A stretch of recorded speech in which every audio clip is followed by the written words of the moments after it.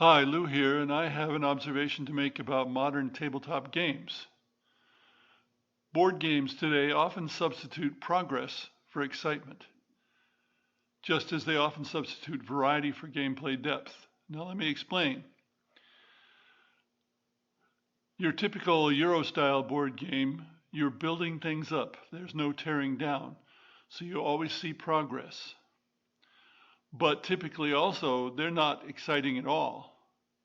If you see people at a game club standing around a table toward the end of a game, so excited they can't sit down, then you can be pretty sure that's not a Euro style game, because Euro style games are designed in some sense to reduce the emotions involved so there will be less bickering and less anger.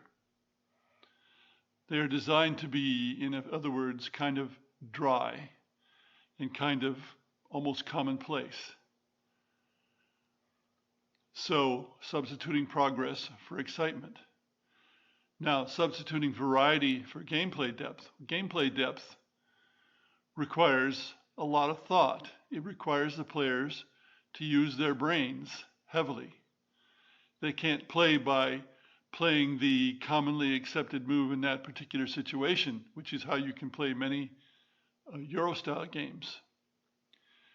So we end up with a lot of relatively shallow games, and then variety is used to make the game replayable, although I strongly suspect that many designers design games so that they'll be played 1 to 3 times, and they know they're not going to be played a lot more anyway. So the variety means you can play the game several times and it will be different each time, even though it will still be relatively shallow.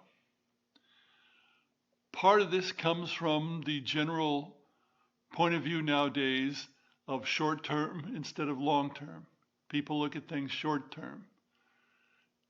Even the stock market, which should be a long term thing, of course, but isn't, at least in the United States.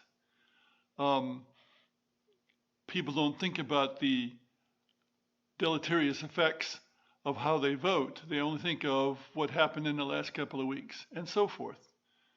It's something that I suspect has been ingrained into people in K-12 education. I'm not quite sure how that might work, but it seems to work that way. And in games that are exciting, you get a delayed payoff. You have to look at the long term. Whereas in games that are short term, you get progress at every turn. You're scoring your points every turn. You're gaining every turn. And that is the short term point of view. Now, can I prove this? Of course not. It's impossible to prove.